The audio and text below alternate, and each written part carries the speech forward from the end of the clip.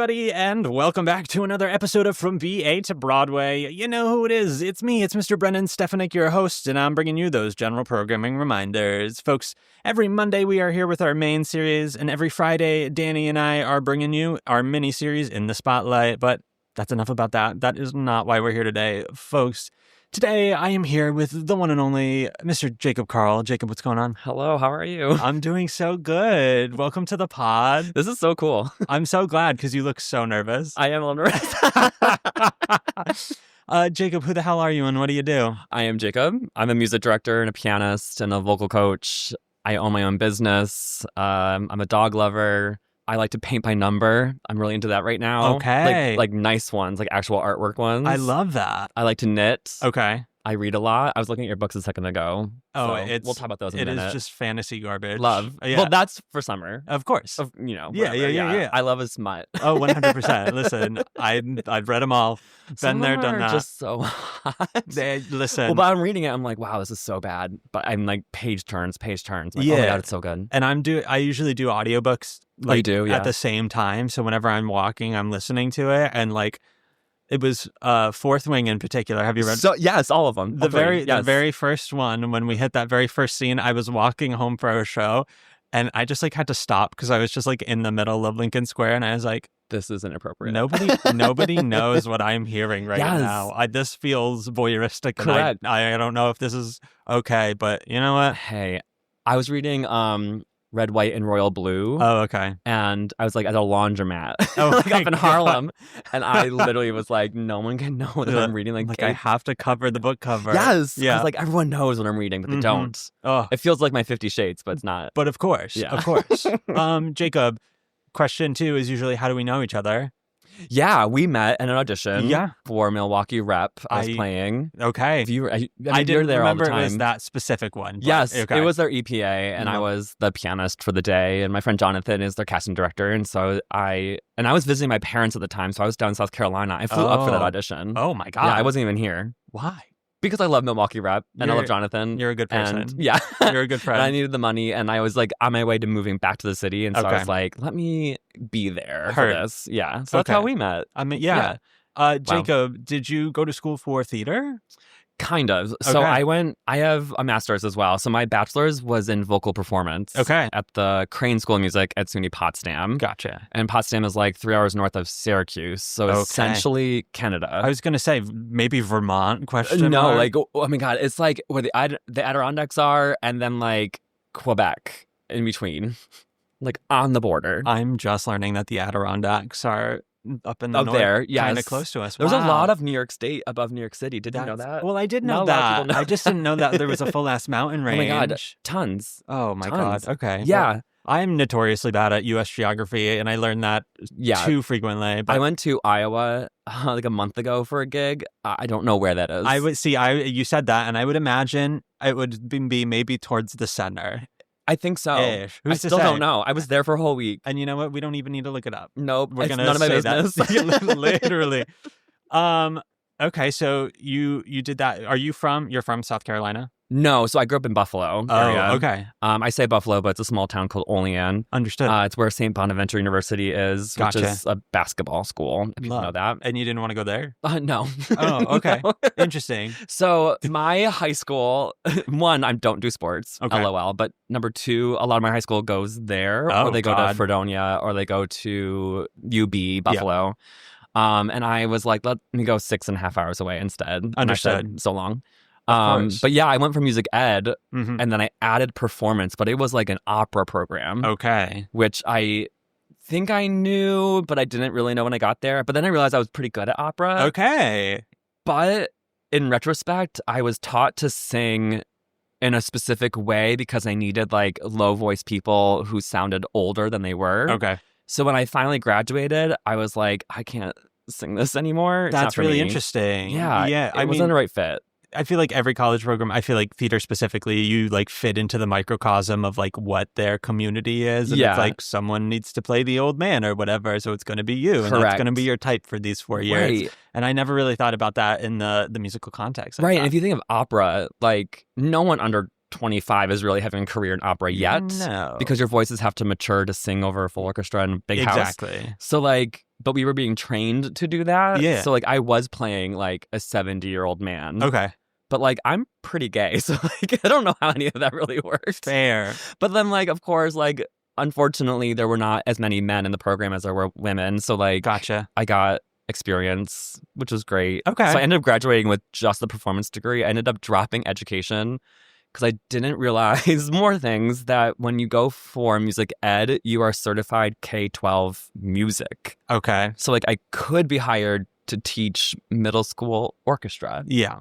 No, thank you. Okay. I could be teaching K-5 general music. Okay. And I was like, I want to do like a professional chorus. Understood. I thought. Yeah. So I ended up dropping it with like 2 classes left. Okay. Like I didn't student teach and I didn't do like I was about school to say, health. did you do any teaching? Okay, yeah. No, like I did a practicum and like that was fine, but it was like with 3rd graders and I was Heard. like, this is not for me. Yeah. No, I wanted people in the room who wanted to be doing music. Of course. Like not extra. Yeah. So when I graduated, I was like, I don't know what to do. It's a different vibe. It really is. I declared the education minor because it was the fallback. You know, it was if this doesn't work out, maybe I'll do this. And I did it, but then I started teaching, and then I was like, oh, actually, I don't love this. Yeah, you know, and like this is probably like very appropriate for your podcast, but like they don't tell you other ways of teaching. No. When you go to school, you think like, oh, I'm going to be teaching in the public school. Yes. So like this is the certification and like the state standards and like the rules. But like, and so I thought, okay, teaching's not for me at all. Mm-hmm. But then when I went to grad school and I started like vocal coaching and accompanying and music directing is all teaching, it's like, oh, I am a teacher. Totally. Just not that kind of teacher. Exactly. And they didn't tell me that. It's like when I'm working with people, maybe high schoolers or like my age, at least like people who are actively choosing to do it, great. But when I'm teaching grades 1 through 6 private school in a summer program, it's like they got signed up for this and they don't care. They just are. They're there because someone told them to be there. Wow, I wanted to enrich them. I wanted to give them, I wanted to give them art. But no. The experience. Yeah. But they were like, exactly. They don't care. And like to all the teachers out there who want to be doing it, amazing. Yeah, superheroes. We need you. Absolutely. Exactly. Like I can't do that. Exactly. I don't have the patience for that. That's it. That's the thing, is the patience, you know? Yeah, I really. Oh, and like my best friend is a K-5 teacher. I think she's teaching 1st grade now. And like she's on like her 7th or 8th year now. And I'm like, incredible. So good. And she teaches a lot of like low income students and like underrepresented students. And I'm like, you are a superhero. I wish I could do that. Gotcha. But I'm not the right person for it. There's some things that we just can't do in life because we don't want to. I don't want to do it. I don't want to do it. Could I do it if I really put myself to it? Yeah, I would be miserable. Right. You know? I will help you find someone who can do exactly it really, really well. I'm going to be miserable doing something else. Correct. You know? Yes. Everything else. Oh, dear God. Paying for the AC bill. Literally. We were just talking about. Did you have an artistic upbringing? Yes and no. Okay. Like, my parents are not musical. Understood. My sister did a lot of art. Okay. And I thought for a second she was going to go into like illustration or something. Like she designed a children's book at one point. That was really cool. Sick. But then she had a child kind of young, and so her life kind of went into a different direction. Understood. But my grandma had an organ in her house. Okay. And I would play that. And so I learned piano before I took lessons by ear. And I was like, I was obsessed with My Heart Will Go On from Titanic. And so I was like, of course, let me figure this song out. If you have an organ, you need on to an use organ. It. You need to use it properly. On an actual organ in my grandmother's house. Yeah. Okay. So like she was musical. Yeah. And this is like a deep dive. She used to make me listen to Charlotte Church, who was this like 13-year-old opera singer. Okay. Who was like a phenomenon in the 90s and the early 2000s. How niche. So niche. Yeah. And now she's like a pop star. I don't know if she's actually singing anymore or not, but she got like very sexy and hot. It was really cool. Great. But like she would sing like Ave Maria and like O Mio Babbino Caro and like the opera songs. Yeah. And so my grandma made me listen to that. But my grandma liked musicals, and so we would like watch The Sound of Music constantly and Hello Dolly and Mame and like all those things growing up. And so, but only at her house. Okay. Like my dad was really into like 80s and 70s rock. Okay. And my mom, I think, was happy to be there. I love that. She grew up on country music. Oh, God. Okay. Which was not for me either. Yeah. So, like, yes and no. Understood. No, yeah. Like, theater and music was not, like, forced upon me at all. Well, that's good. It was supported. Yeah. But, like, not... I find lately that the folks who have parents that, like, have not been around the arts as much seem to be more supportive of the thing than the people who have.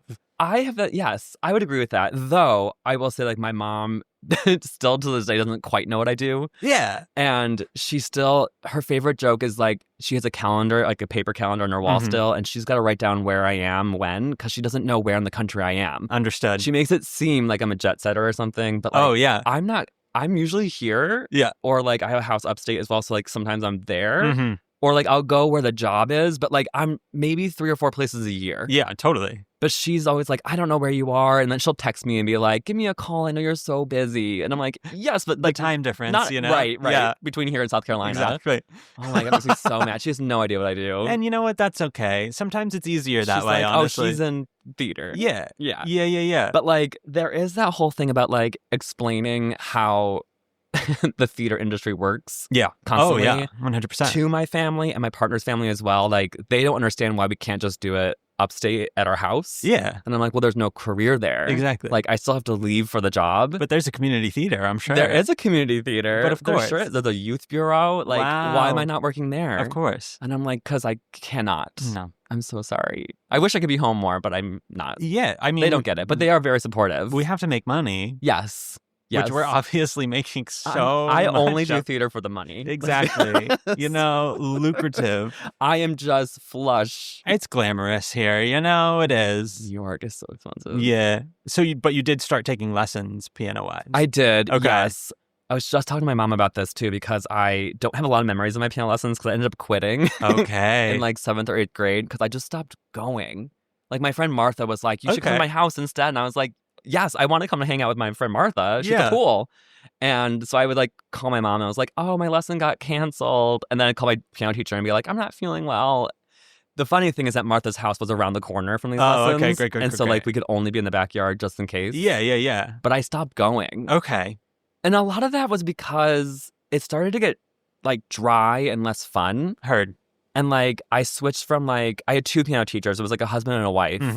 And the wife taught, like, until you were, like, 10. Okay. And then the husband would take over. And when I switched to him, he was like, we're moving on to, like, Chopin and, like, all this classical stuff. And I was like, I want to play Beauty and the Beast. Literally. And I want to play, heard of like, Broadway? Right. I was like, I want to play New York so bad. And I want to play, like, Billy Joel and Elton John. Like, I wanted to play all that stuff. Yeah. And he wouldn't necessarily let me. He wasn't, like, saying no, but I had to do all the classical stuff first. Heard. Which as an adult, I understand now. Yeah. But I was, like, 12, 13 years old. And, like, given the choice hanging out with a friend or doing that stuff. Or being forced to do something you don't want to do. Yeah. And I'm notoriously bad at practicing. Totally. I hate practicing. Yeah. I don't practice very often. And it's bad because I'm a really good sight reader. So, like, I can sometimes rely on that. Yeah. Which I shouldn't, but I do. And so I would just, like, would show up and, like, try to play it really, really well. And he'd be like, yeah, let's fix some fingerings. And I'd be like, haha, I gotcha. Yeah. So I quit.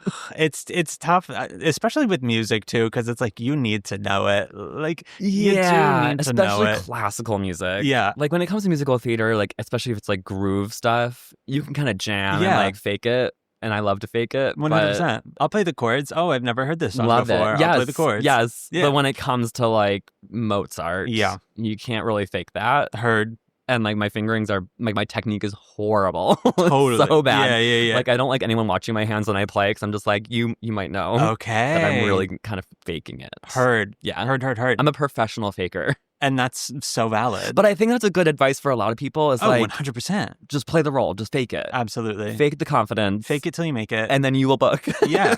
And then you figure it out later. Everyone's faking it and everyone's lying. That's true. They really are. True. I've done it. That's for sure. God. So, yeah, I did take piano lessons, and then I think I quit in, like, maybe 7th or 8th grade. Heard. But then, like, my chorus in high school always needed a pianist, and so I would play that. Yeah. And I would conduct sometimes, too. But then, like, in college, and especially grad school, I was like, what do you mean I can make money from playing for people? Okay. I was like, what? Yeah. And so that was, like, a very easy transition to go from, like, vocalist to playing for lessons and auditions and everything else. I was like, oh, I can make money doing this. Yeah. And I don't have to audition for it, which was a big thing for me. Understood. I hate auditioning. This is like for teachers too. Like, people who audition, you're superheroes. 100%. I don't know how they do it. It's tough. I could never. It's kind of very hard, and I mean, you do it, right? Some people thrive and some people don't. And yeah. I just wanted the callback. Oh, 100%. I was like, give me the callback, give me the work session. Yeah. But like, I can't. Listen, if I can just send in a pre-recorded video and then get a callback from that, that's best case scenario. Honestly, they should probably start doing that for everyone. But it's also nice to get in the room. Oh, totally. And just be seen by the team. Totally. And then hopefully like, oh, I'm not right for this project, but I am for this one. So they'll move you over to a different pile or whatever. But anyway, I digress. Of course. So then did you move to New York right after you graduated, or? I took a year off. Okay. My hometown is where the headquarters for Cutco is. You did not sell knives for a year. No, I didn't. Okay, thank God. Because their headquarters are there, I worked in a department called data processing. Okay. And so if you sold knives anytime in the 2000s and 2010s, you would fill out an order form and send it to Only in New York. Yeah. And I would type it into a computer probably from like 1992. Of course. Like it was a black and green screen, like DOS, whatever that was called. I did that for 3 years. And then when I got back from undergrad, they moved me to accounts receivable, which means I was calling people about payments. Okay. So I never sold knives, but I was like calling for collection. Yes, of course. From all of the people in the pyramid scheme. Yes, it totally is. I mean, the knives are great. I will say that. I have them. Yeah. Like, they are really, really good knives. But, like, why are they so expensive? Number one. Why do I have to go to my friend's mom's house to sell her knives? And show her, like, the scissors can cut a penny. Yeah. That's how sharp they are. Oh, my God. For real? Like, yes. And then it was also, like, a thing with, like, a string to show that, like, the knife can cut it with one, like, saw motion. Wow. And, like, and if it didn't, you got it for, like, 25% off or something. Because it's, like, they're so sharp. That's crazy. So I worked at Cutco. That's such. I mean, out of the Tupperware verse, selling knives seems just really trippy. Yeah. Oh my God. I did that with my best friend for all of undergrad. And then, when I moved back, I lived at home for a year. Yep. And then I got into NYU. So I was like, okay, I'm going to move to New York. Great. So I moved in June 2012. Mm-hmm. So I've been basically living here for like 13 years on and off, back and forth. But I left for a little bit to teach at a college, and then I just got back in March. Gotcha. So now I'm here. But like I said, I have a house upstate. Yeah. That I'm figuring out the financials for that. Because I don't want to sell the house, but I also can't afford both places. Yes, 100%. But it feels bougie to be like, oh, what am I doing this weekend? I'm going to go upstate this weekend. No, it is very bougie. Don't get me wrong. I've been thinking that this whole time. Yeah. Well, I was listening to probably a TikTok literally this morning that was like the buying power of like minimum wage in order to replicate what it was in the 90s when people could buy houses. It would need to be $66 an hour for minimum wage. 66. Who's making $66 an hour? No one. A lot of people. But not. It's in the form of a salary that's at least six figures. You know. What is that like? I don't know. I'll never have six figures. I will, but it's going to be because I won the lottery. Correct. Yes. I won the lottery, and I'm fine with that. Listen, I don't have to earn it. I'm fine with having bought it. I'll do it. Yeah. Yes. Oh my God. So you're at NYU. Yes, at NYU. What was your master's in specifically? It was vocal performance again. Oh, okay, great. But it was a dual program. It was a master's in vocal performance. Okay. I auditioned for the opera program because I thought that's what I was supposed to do. Yes. And when I auditioned, the audition was more like a vocal lesson for like a half hour. Oh, okay. Which I loved. Yeah, that's really cool. And they were like, you should do the musical theater track. And I was like, fuck yeah. I didn't think that like I would ever get to the theater part of it. Yeah. Because I've always been a Broadway kid. But like when I was singing, and when of course they were like, stop trying to like replicate the sound, like sing like yourself. Yes. And like I spent so much money in one semester trying to like relearn how to sing. Understood. So it was a master's in vocal performance and then a certificate in vocal pedagogy. Okay. And I did the vocal ped program, but only for a semester because I'm not a good student and I didn't do well. Okay. So I got out of the ped program. Great. And I'm admitting this because someone could fact check it and be like, you totally. don't have that certificate. I sure don't have the certificate. Oh.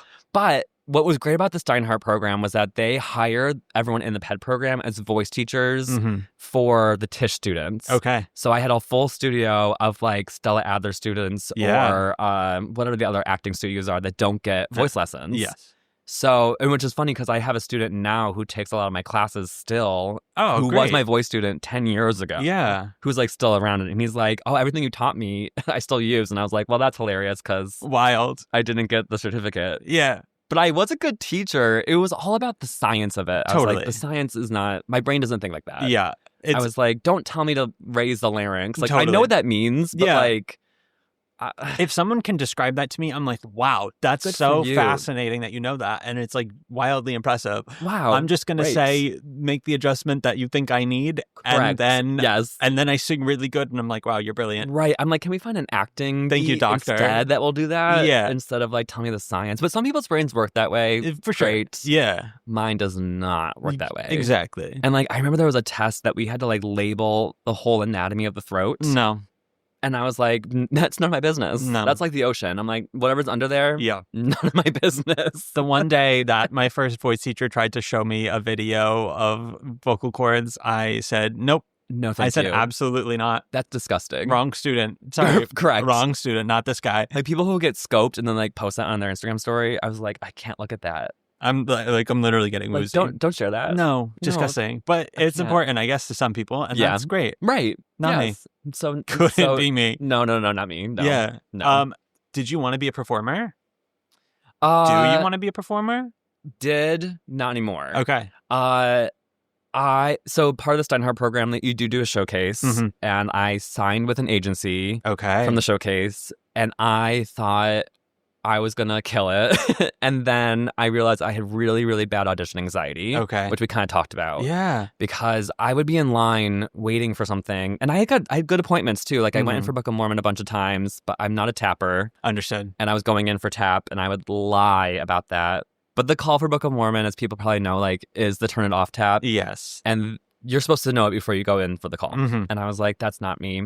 And I went in for that Into the Woods revival that was off Broadway. Okay, yeah. Where they like played instruments and multiple roles and stuff. Totally. And I went in for that. But like I remember waiting in line and hearing the people before me. Yeah. And like there was a couple times I left before I went in the room because I couldn't like calm the fuck down. Yeah. And I was realizing that like I didn't want it as badly as they all wanted it. Yeah, that's fair. And I was like, I don't think this is for me. And I was already like transitioning into more of a pianist like full time anyway. Yes. And then I saw a friend post on Instagram that they were looking for a music director for In the Heights. Okay. And I said, me. I said, actually, I'm perfect for that. Right. And I got hired. This was at the Gallery Players. Okay. In Brooklyn in like 2014, 2015. I don't remember. Yeah. And it was amazing. I would never do that now.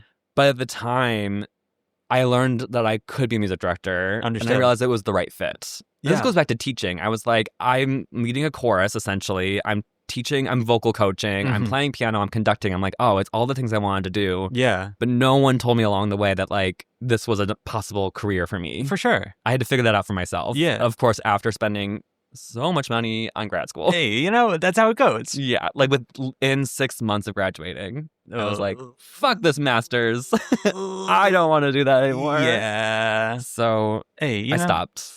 Heard. And I dropped the agent quite quickly and I was like, I'm out. Yeah. I'm so sorry. You know what? It's better for them if you know sooner. And it was the right choice for me. Heard. 1000%. Yeah. But yeah, growing up, I was like, I want to be on Broadway. I want to do national tours. I think I have a fairly good voice, but I was never a dancer. Heard. I'm a much better actor now than I was 10 years ago. Yeah. But like, I have a really hard time suspending my disbelief when I'm acting with someone. I'm always aware that like we're acting. Yeah. And I'm always like, are you aware that we're acting? This is weird, right? Do you know? But like the other person's always in it. Yeah. Like they're living truthfully. And I'm just like a little fake. Oh, that's like, so fair. I'm acting right now. I'm faking this. Yeah. So I was like, this is not for me. Let's let the people who are good at this and want to do this. Understood. And I'll be in the pit. And if you enjoy it, then great. I do. I love it. I love it. Yeah. It was the right choice. Heard. Yeah. So have you found, having dropped the PED stuff, have you found that you do have like a certain kind of teaching style that's like not necessarily taught, or Yeah, because I would say, like, I teach a lot from my own experience as a performer. Gotcha. And what I used to use on, like, cover letters all the time was I would say that I spoke, like, multiple musical languages because I, as a performer, had to take dance and acting and everything. So I can talk to directors who don't know music. Yeah. I can talk to choreographers who might be counting in 3 when it's in 4. Of course. I can talk to the lighting designer about when the buttons should be. I can talk to the set designer about how much time, how many measures they have for the automation. Like, I know how to talk to everyone. Heard. And that was only because I was a pianist and a performer. Yeah. And I can conduct as well. So I would say my teaching style is specific because of that. Understood. But also, I am someone, I don't take things very serious. If I'm not having fun, I don't want to do it. That's really what it is. Why do we, this is musical theater. Right. The stakes are not that high. Listen, I was teaching a class like 2 weeks ago, 3 weeks ago. We were doing I Know It's Today from Shrek. And I was like, if we mess up, it's just Shrek.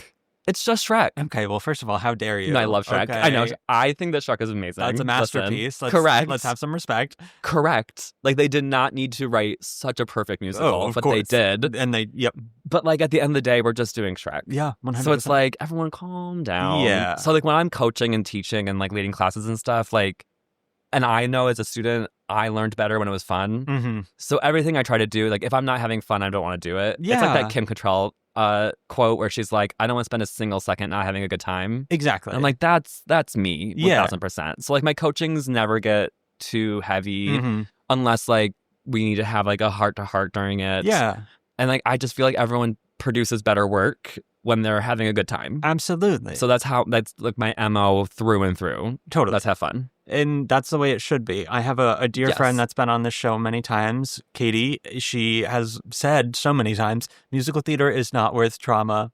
Oh my God. Yeah, say it louder. It's louder. not. Put an echo on that. We're singing and dancing in costumes. Yep. We're playing pretend for a living. Yes. It should be fun. I had a friend that told me there's no such thing as a musical theater emergency.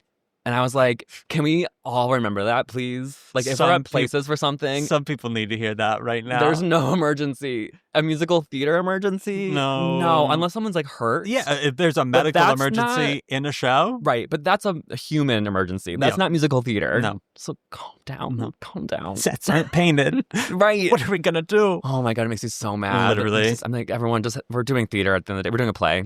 You know, it's nice that people care about things. That's great. Yes. However, caring can look so many different ways, and it can involve a lot less of your vulnerability in your soul to do it. You know?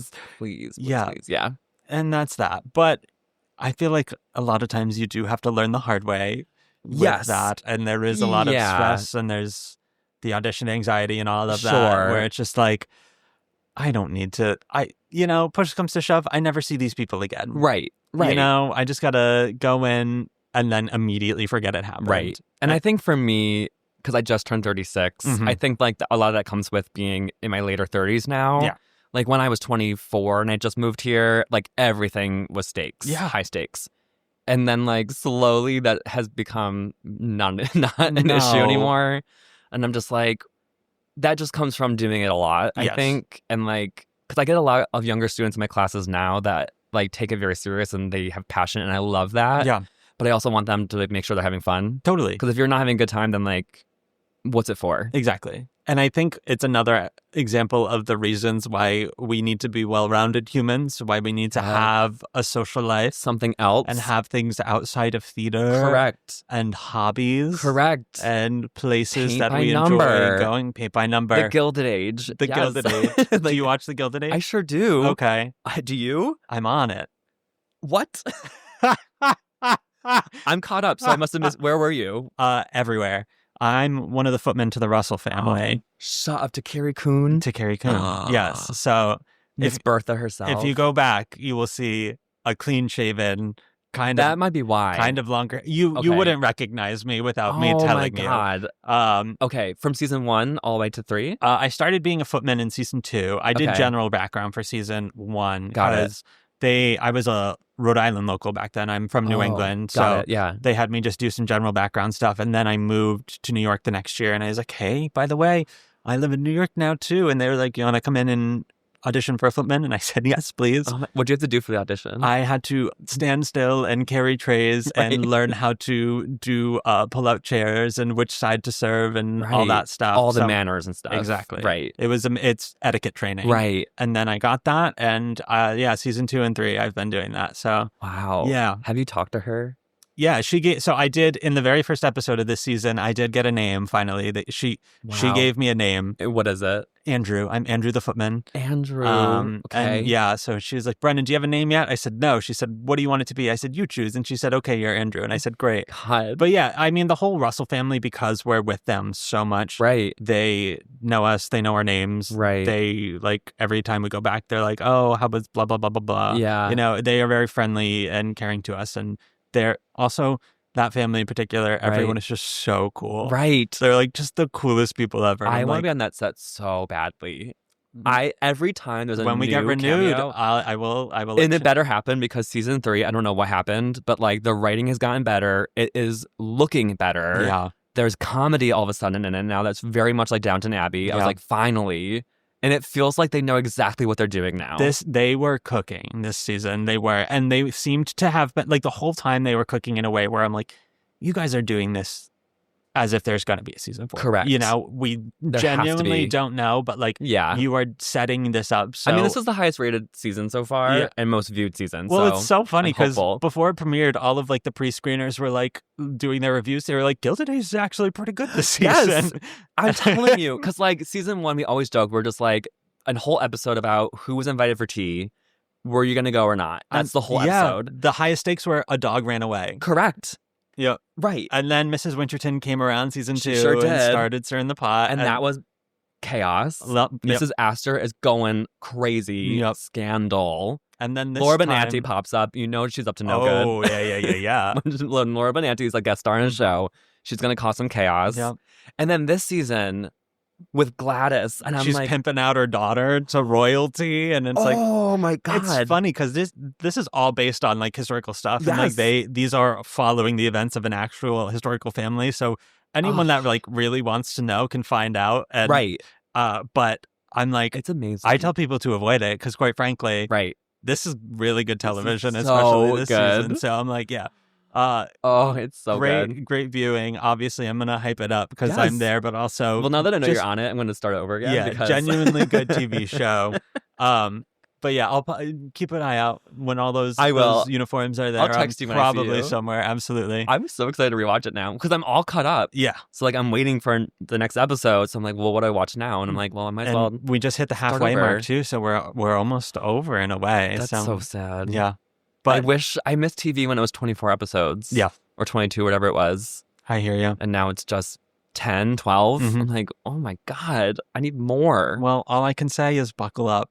That's all I can say is buckle up. No. Legally. My NDA said I can't say anything. Totally. Oh my God. But anyways. Anyway, back to have a hobby, have a show. Seriously, have a hobby. Do other things. Yeah. That's going to make you a better performer, a better theater person in general. I've said it a million times, but one of my least favorite things is when I am running a call and I'm sitting there and all everyone's talking about is oh, I just came back from doing this gig and I worked with so-and-so and I sang with so-and-so and so-and-so's in the room. Oh, I can't wait to see him. Blah, blah, blah, blah, blah. I'm shut up. There used to be, maybe she's still around. It was this Instagram person called Bump Girl. Do you remember this? No. Oh my God. I think that was before my time. This is when Audition Update was a thing. Oh, okay. And then before Backstage bought it. Yes. And it was just in order to get the post back to the top of the website, you would just write bump.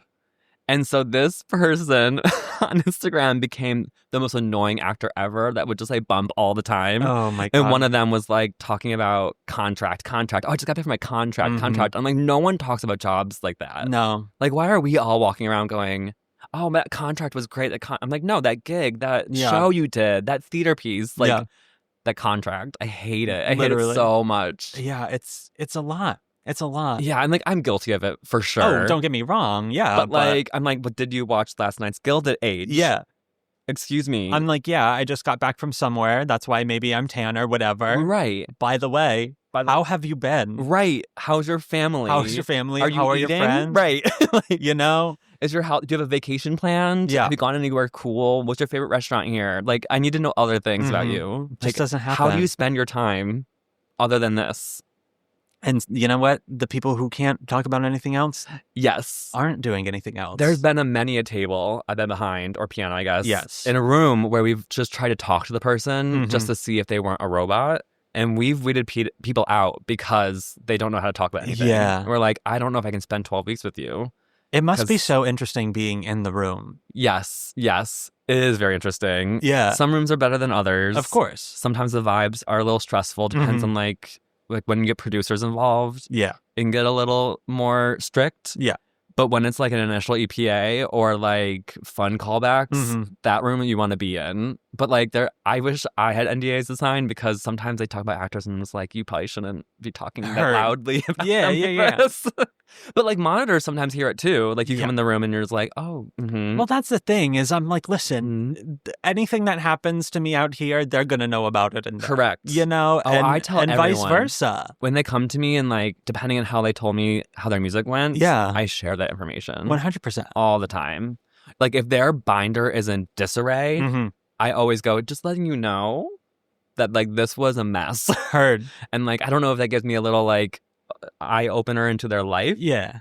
But it makes me a little nervous. Like their sheet music had holes everywhere and it flew off the piano and it was stuffed in and like the page was upside down. And it's like, that tells me like they weren't quite ready. Heard. Or they didn't care.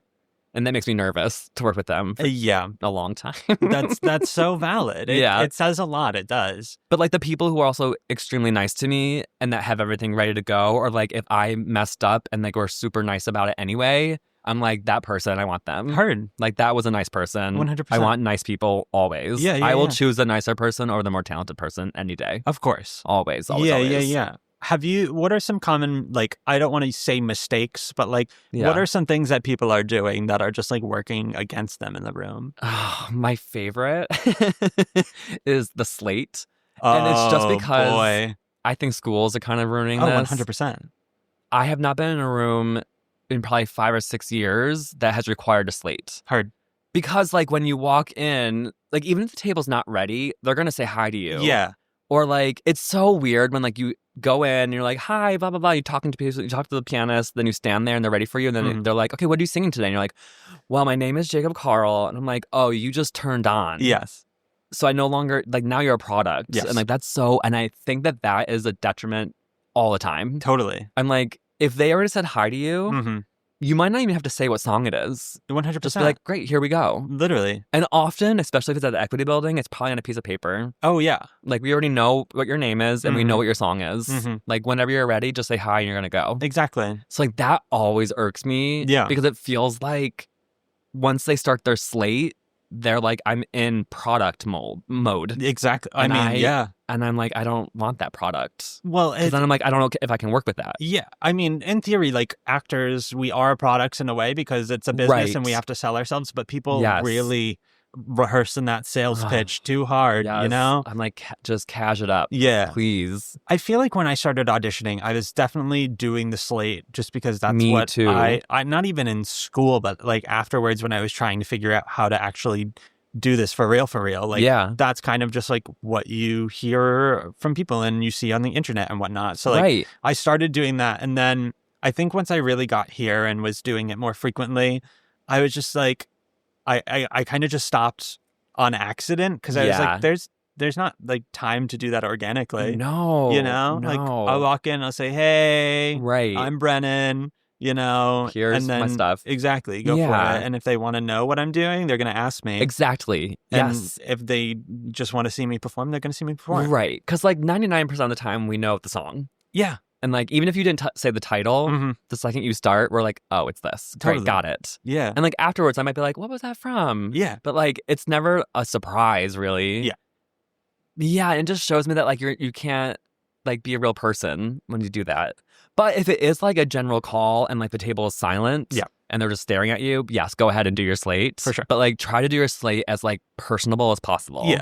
Don't give me the product version of it. I feel like it's probably especially popular with the young folks because like first of all, like, you get put into your type and when you're in school and whatnot. So you're like, this is how I have to present myself so that they know this is what I am and what I contribute. But also, is that, first of all? And then B, it's the, do I even know, like, who I am? Do I know what I have to offer? No, you don't. No. So you just hope to be liked. Yeah, exactly. It's like, oh, what am I supposed to tell them? You know, how am I fun to be around? And how do I portray that? By being a professional. And correct. I do that by saying, my name is Brennan Stefanik. My slate is perfect. I am 5'11". I have local housing of course. in some town that doesn't exist. Right. And, oh my God. Yeah. And that's what we learn. I definitely did this thing because NYU taught us this in our classes. And I just decided that that's how it's supposed to go. Like, you would say your slate and then you would like hold your hands in front of you and like close your eyes and center yourself and then look up and start. And I was like, I'm going to do that for my auditions. Yeah. And then I remember being in the room and I was like, wow, I'm wasting so much time. And like, they're not rushing me, but I was like, I should be ready to be locked in right away. Yeah. Like a breath, sure. But I was like taking 10, 15 seconds of like silence. Yeah. And I was like, especially with the general whole season EPAs and stuff, I'm like, you're not in for a specific role. No. This is you showing them who you are. Exactly. Yeah. So just go. Just do it. Just go. Go have fun. Yeah. You like, shouldn't have to think about that. Yeah. I was a serious actor. And it's a very common trap that everyone falls into. I do remember I was at an audition a couple weeks ago where it was just a monologue call. Yeah. And they lined us up. The first person went in and the next person in line turns around and goes, "Are we slating for monologues these days?" And like literally the whole line, we all short-circuited. We were like, I don't know. What are you doing? I don't know. Have I ever done that before? Do I do that automatically? I don't know. It was wild. And then it's like, oh, yeah, no, we're not robots. We're not. Anymore. This shouldn't be as crazy as it is, you know? So, yeah, rough. Yeah, so that I would say like that is a big flag to me. It's not going to end the world totally if you do it, but it's all about how you do it. Yeah. And if the room's already said hi to you and like sees your song on the sheet, like you don't need to present the product. Yes. Like show yourself and go. Exactly. Yeah. I like nowadays I'm like, listen, I'm here to pass the vibe check. Correct. You know? And if it's an open call or season EPA, yes. Like, we just want to know, is this someone I'm interested in seeing more of? Yeah. That's all it is. I'm fun to have around, and that's what I would like to... I'm a personality hire through and through. I don't have to be the most talented person. I'm probably not going to be. No. I'm really good at a handful of things, but first let me make you want to know what those things are. Like, I'm going to give a good vibe. Yes. And you're going to want me in your summer housing. Yeah. For your summer stock theater. Exactly. Like, hey, please. If I can be like, hey, let's have a laugh, or maybe I'm weird. Yeah. And that's intriguing. Yes. Great. Exactly. That's all I have to offer anyways. So honestly, same. Yeah. I always say I'm personality hire. I have some talent for sure, but but no, I like to have fun all the time. I'm like, you want to have a fun room? Yes. I'm the right person. If you want a serious room, I can do that, totally. But you might want to find someone else. I'm not going to put myself in a place for something that I can't actually do the job. Right. I'm not going to show up to things I'm not right for. I'm not going to pretend that I can sing things that I can't. No. Right. Like In the Heights. I'm not going to go for that anymore. No. I know so much better now. Exactly. I know now. Yeah. It's like, I am what I am, and you take it or you leave it. Right. And whatever. Right. And then we leave and then we forget. We forget about it. Yeah. Yep. I used to tell my students, like, when you leave the audition, don't leave thinking you deserve the callback. Yeah. I was like, what you deserve is a margarita downstairs at Cantina Taco Bell. 100%. That's all you deserve. 100%. Go treat yourself for being seen. Yeah. And then move on. Because honestly, nowadays, that's a feat in itself. Correct. Like, just getting seen. Yeah. As we were talking about. Like, just getting an appointment at all. Impossible. Has it felt like kind of the tone of EPAs have shifted since everyone was able to join the union? Yes. Okay. Yes. I think that EPAs are now being taken less serious. Understood. And are a little more of a filter than anything else now. Okay. I think it's just because so many people ended up joining. That's a whole other story we can talk about. Listen, the union. I'm not in a union because as a music director, there isn't a union for me other than the musicians union. And that one, like all other unions, like if you want to join, you join. So like when Equity did that, I was like, okay, great, love that. Yeah. But like the influx of people with the lack of jobs and like the lack of appointments, that's tough for y'all. 100%. And like, yeah, so like now it's really just like, if it's an EPA, it's required by the union. And so like half the time they might just be doing it because they have to. Mm-hmm. Like take Milwaukee, for example, like that was just because they had to. And then they were going to come back for each specific show after that. Yes. So like 2 weeks ago was the Come From Away callbacks or appointments. So like, but we saw people for Come From Away back in February or March, whenever that was. Heard. But that was really just because the union was making us. Yeah. And they were like updating their files and everything too. And it's like always good to be seen, you know? Yeah. Like you never know. But also it was like, oh, these were people that submitted and let's see what happens. Exactly. And it felt a little less serious. Totally. Yeah. That seems to be the trend nowadays. Yeah. It's like, okay, well, the reputability isn't as much, which is like sucks. Yeah. It does suck because the whole system has always been broken and it's just even more broken now. But like, I'm still EMC. I'm going to ride that train out until it dies next year because, quite frankly... Is that when it does? Yeah, next year. Next May. Oh my God. Makes me more employable. But also, I'm like, when I first got my EMC card, it felt like an achievement. Yes. You know, I was like, okay, I have my Pinkberry Punch card now. Yes. And I get free toppings. I get physical proof every time I am doing something that makes me feel successful. You know? So I liked that a lot. And it was like, also just validation that I can do this and I should be doing this, you know? Like, there's definitely pros and cons about, like, earning your dues. Of course. Because I feel like that is a lot of gatekeeping, too. Like, there have been things that have been held against our generation just because we're younger. Exactly. And then, like, there's people that are older that can't get in because the younger generation's holding on to it. Like, I totally get that. At the same time, there are so many things that I learned that made me so much better at what I do because of the experiences I had in, like, non-equity theater. Yes. And, like... I got lucky because the theaters I worked at, for the most part, treated me very well. Of course. And so I don't have as many horror stories as some people have, which I've heard about, and I am so sorry. Hey, you know, it's part of the gig. But I now know my worth so much better, and I feel like I achieved things and I overcame things that have made me such a better theater person and a better person overall. And I also know what my limit is now, too. And that's because I worked hard in scenarios that now... I don't have to deal with, which is great. So I'm like a little afraid for people who like join the union right out of school or get their card a little too early. And I'm just like, the competition is so insane. Yes. And I know a lot of people who stay on equity now because they can book lead roles on tours. Yeah. And I'm like, I wish you would be paid more. Absolutely. Like totally. The union and the non-union does not negate any talent at all. It is even playing field. Yeah. I wish the wages were better. Yeah.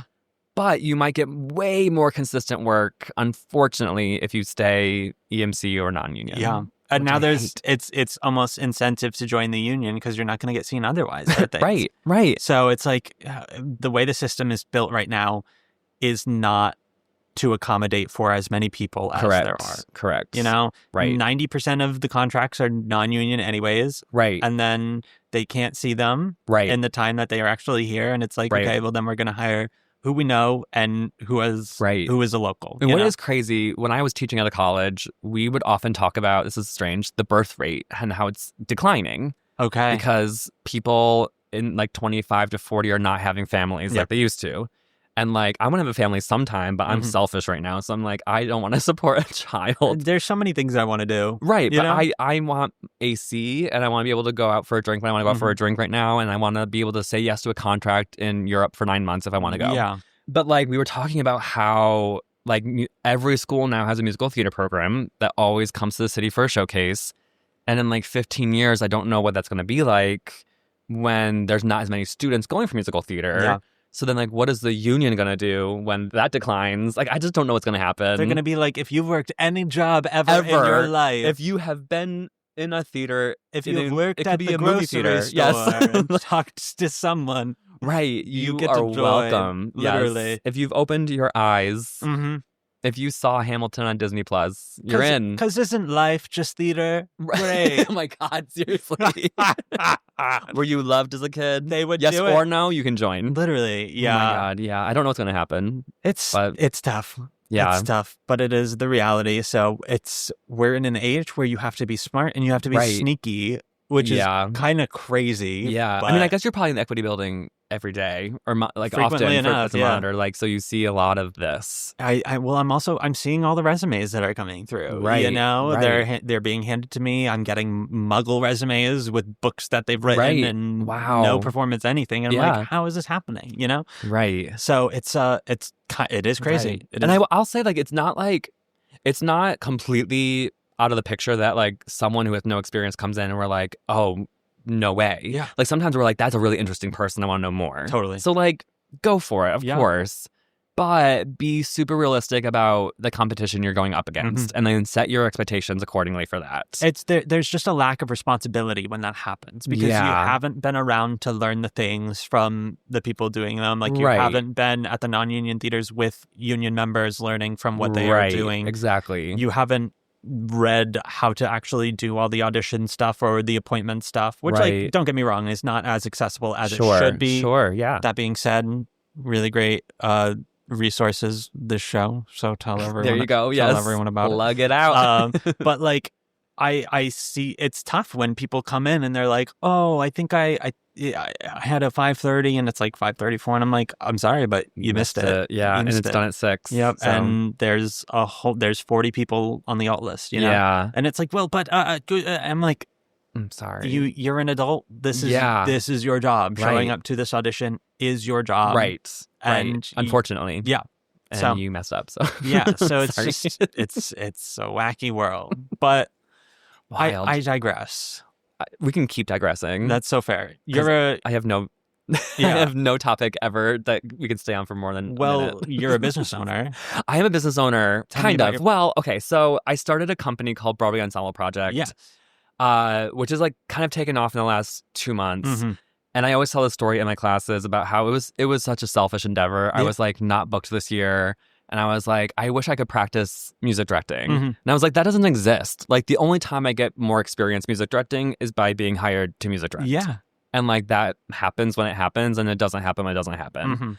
So I was like, I just want to get people together into a studio and I want to music direct people. And then I realized that in schools, which I've taught at, they're not teaching you how to be an ensemblist. No. They're teaching you to be a lead. Especially if you are a non-dancer. They're like, you're going to be great when you're 40. Yeah. Which I hate that so much. I'm like, no, you should be marketable now. And like, you also like are only practicing your ensemble skills when you get cast in the ensemble. Yes. And then like on the day one of music rehearsal, you are expected to produce. And like, but they don't teach you that. No. Like you might take dance on its own and acting on its own, and then you are just told to put it all together. Like, how do you practice that? And specifically with ensemble singing, like you can't do that alone. You can practice that alone, but like it's not effective. Yeah. So I was like, wow, this doesn't exist here. I looked everywhere for a class like this. It doesn't exist. And so I did a pilot class. My partner is a stage manager, so he organized the whole thing for me because I can't do that. And we got like 40 friends together to do the Ballad of Sweeney Todd. Amazing. And we learned it and performed it in 90 minutes. And I was like, oh, wow, this is like a thing that people have been wanting. So since then, we've done at least one class per week. This week it's 2 classes that are sold out, which is amazing. We're doing No One Mourns the Wicked. Everyone loves it. Of course. It's actually one of the hardest ensemble songs I've ever worked on. Okay. It's so hard because it's actually very intricate and the harmonies are not intuitive. The music direction style that Stephen Ramis did is so specific. And I'm trying to replicate it to the best of my ability. And it is pushing everyone to learn fast. Totally. Which is like the biggest skill, I think. Is how fast can you go? Right. Especially with these contracts where it's a week or 2 of rehearsal and then you're just going. So like, It's insane. And like, especially when you have a show like 9 to 5, I like to use 9 to 5 as an example, or All Shook Up that has so many ensemble songs in it. And like the music director is given 1 day to teach everything. Yeah. And then you might be staging that song for 2 days. And then like, when do you get the music review? Right before designer run. Exactly. 2 weeks later. 2 weeks later. So my goal with this company is like, instead of forgetting 50% of what you learned the day before, get it down to 25. Understood. Like I want you to learn fast. I want you to work on your musicality outside of this so that when you get booked in the ensemble and you're covering something, you have the skills ready to go to work really, really fast and remember it. Yeah. Which is the goal.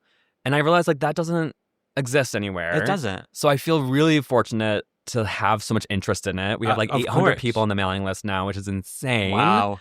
I'm going to start what's called the Sitz Probe series Okay. in the fall, where the first night we'll learn 2 songs from a show, and the second night you'll do it with a band. Okay. So that was like the only time you get experience with a Sitz Probe. That's sick. Is when you're doing a Sitz Probe for a show you're in. Totally. And I was like, I don't want people to wait for that. Of course. I want people to be ready for that. Yeah. So I was like, well, then I guess we'll just create a Sitz Probe. Yeah. So I was like, wow, these things, they are needed. Totally. What was really cool is 2 weeks ago, my friend Josh, he runs a company called Stage the Number. Oh, yeah. And we collaborated on a 2-night class, and we did Voulez-Vous from Mamma Mia. Sick. And the first night we learned all the vocals, and then we learned some basic staging, and then the next night we finished it all in 2 hours and filmed it 4 times. Wow. And that experience was so insane, and you don't really get that anywhere else. No. Where like you are put into an immersive rehearsal without the pressure of the final product. Yeah.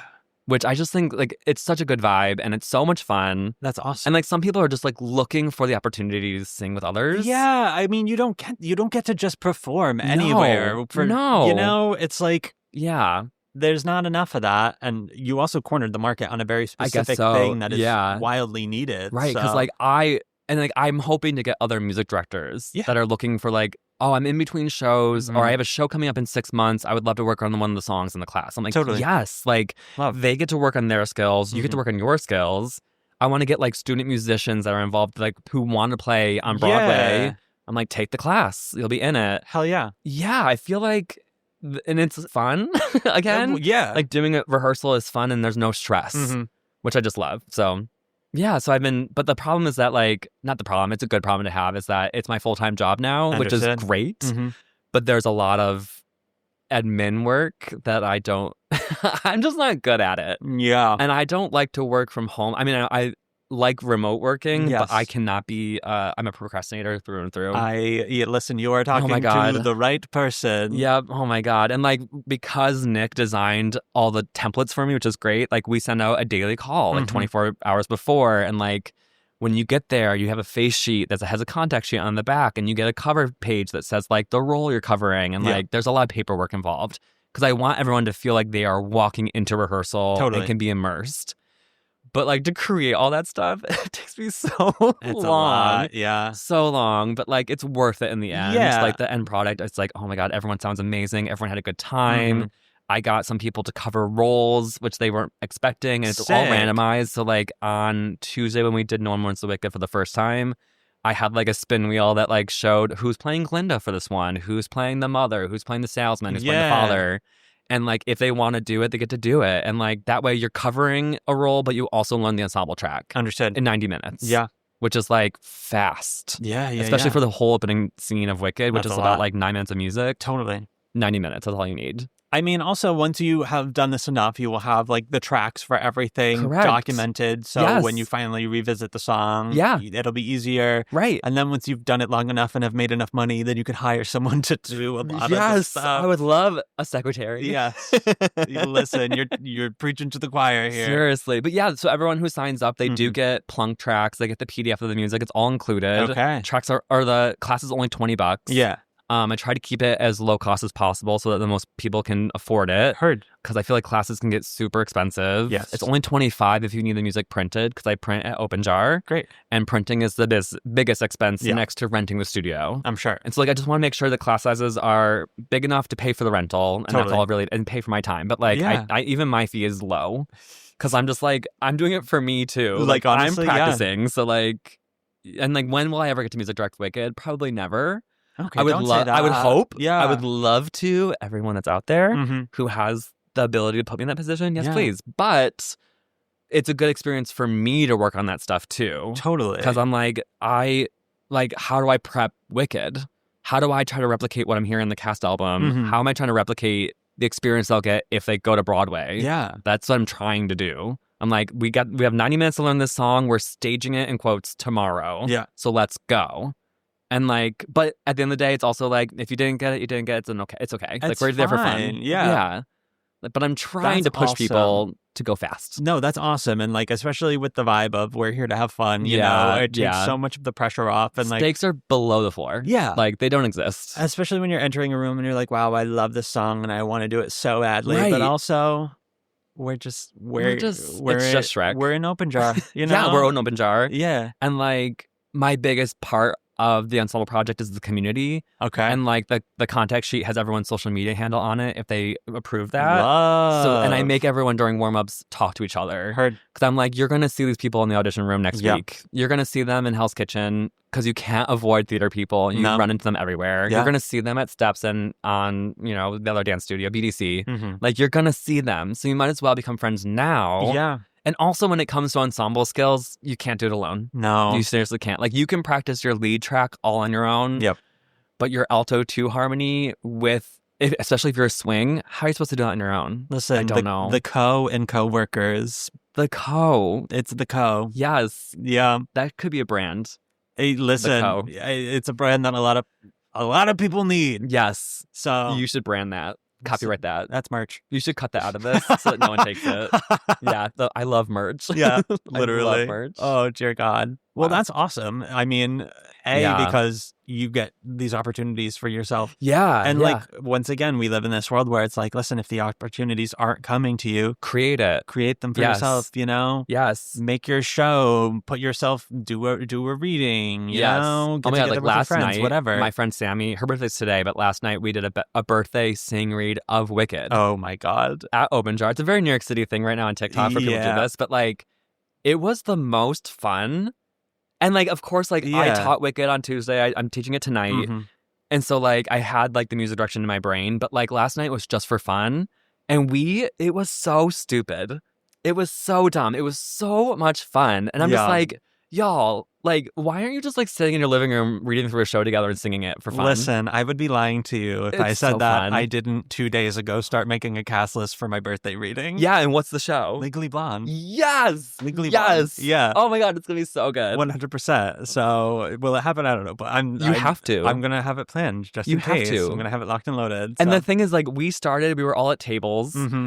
And then within, I think, like 10, well, first of all, Sammy she is a method actress. Love. And we had 11B, so we had the balcony. Oh my God. And she did arrive via bubble on top of the balcony. Of course. Which was amazing. And then by The Wizard and I think we started to perform as if we were on stage. Sick. And everyone just like committed to the bit. Yeah. And like, by then we all had like green sunglasses for one short day. Like it was like, Sick. Oh my God, like just joy, just full on joy. It's just when this is your job, it is so easy to forget that this is play. Correct. And especially when you're an adult, when you're in the thrall of life, you forget how to play. Correct. And so these little things are so important to kind of remind you and revitalize you and just remind you that this is fun. Right. Yeah. Especially if it's Legally Blonde. Oh, yeah. Who could be bummed about that? No one. It's perfect. Exactly. It's a perfect show. Listen, for me, Legally Blonde, Shrek. Yes. The pinnacle of movie musicals. Insane. They both ran so other shows could jog. Correct. Behind them. Literally. And that's okay. The other ones are great, but like, those two early to mid 2000s were correct. Cooking. They figured it out. Yeah. If only they could do that again. And maybe they will someday. I don't think I've seen one since, like movie to stage, that I'm like, oh wow, they made it better. No. There's been some that I'm like, oh, it's the same. It's still good. Yeah, it's good. It's good. It's fun. But like something about those two, they nailed it. And something about Shrek. Yeah. Especially that Act 1 closer. Everyone always talks about who I'd be, but like, oh my God, why am I crying at Shrek? I think it's they chose the absurd and they made it real.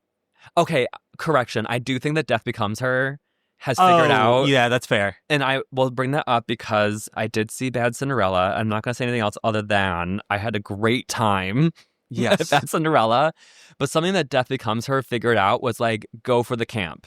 Oh, yeah. Go have a great time. Yes. And I thought that Bad Cinderella took itself a little too serious. Heard. And that's why when I've seen Death Becomes Her, I'm like, this is so stupid. Yeah. And they know that. And they lean into it. We need more stupid. Like, oh, they need more stupid on Broadway. Yeah, but like good stupid. Have you seen Mincemeat? Love Mincemeat. Amazing. I was like smart, stupid, dumb, silly. I was like, check. Educational? Like, yeah, I didn't know about that. Literally. I was like, we just interviewed one of the swings the other day, Jesse, and I was like, it is like the pinnacle of fun. Yes. It is like the pinnacle of fun entertainment right now. Yeah. And then it is, we need more of it. I know. It was so good. Yeah. It was so good. Yeah, my friend Sam is a swing understudy for that as well. Of course. But I haven't been able to make it back to see him in it yet. Understood. Like he understudies the Hester track. Okay. And I'm like, oh my God, I have to go back. Yeah. But also, again, why was I crying in the middle of Act 1 of this historical farce? Who knows? Bawling. Because it's brilliant. Because it's brilliant. He was so brilliant. Yeah. Wow. Yeah. Well, there we go, folks. There we go. We need to let's get cooking on this. I don't want to say any properties in specifically because we need to save those for ourselves. Yes. But if you have an idea, go for it. Be silly, be stupid. Yes. Dear God. And if it's from a movie, make it fun. Yes. Make it really, really fun. Absolutely. And make it better than the movie, please. And don't take yourself seriously. Don't. Enough. And that's in general. Stop it.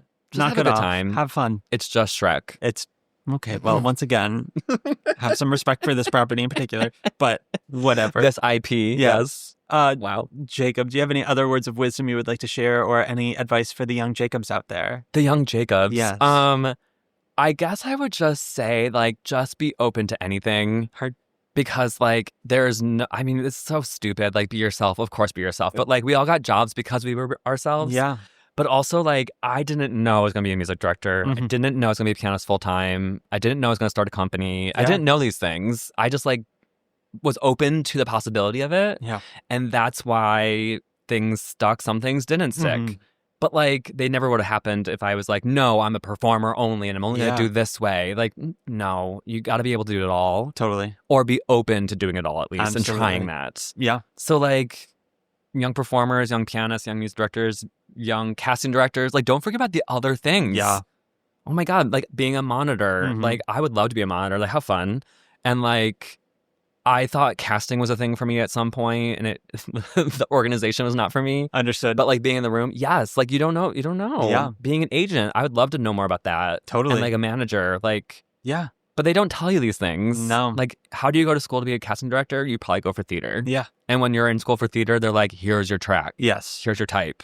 And you can get lost. So, like, say yes. Say yes. To whatever. Figure it out. Within means, but yes. Follow your heart, you know? If you have this idea of something that you want to do, but you're not sure. If it sounds fun, do it. You got nothing to lose. Just do it. Yeah. Yeah. Get your friends together, sing a show in your living room. There you go. It's just Shrek. I just wanted to see how many times I could say it. I wanted to see how I'm biting my tongue. Yeah. All is fine. Right. It's Shrek. It's just Shrek. Folks, get out there. Start doing the thing. We're rooting for you. Yes. We are your biggest supporters. And you can be our biggest supporters by finding us on Patreon. Wow. That is patreon.com/BA to Broadway. Your general disclaimer, we are not gatekeeping any vital information on there. That is just for silly, fun stories with the fools that I bring on this show. So get on over there. Check it out. As always, you can find us on most social media platforms at BA to Broadway. Jacob, where can folks find you if you want to be found? All my social media is Jacob Carll on the keys. Amazing. And that's Carl with 2 L's. It's weird. There we go. How about Broadway Ensemble Project? The Broadway Ensemble Project.com. Amazing. And the handle's also Broadway Ensemble Project. Rock and roll. Come join the ensemble. Come join the ensemble. Go check it out, folks. Yeah. Jacob, thank you so much for being here. Yeah, thanks for having me. This was a delight. This was so stupid. In the best way. Like, I had so much fun. It's a blast. Yay. Well, you know what? You are welcome back anytime. Great, yeah. And until that next time, folks, bye.